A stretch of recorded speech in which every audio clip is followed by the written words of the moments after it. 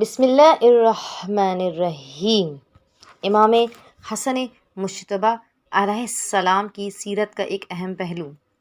آپ کی علم کی منزل یہ تھی کہ رسول اکرم صلی اللہ علیہ وآلہ وسلم ایک دن مسجد نبوی میں تشریف فرما تھے۔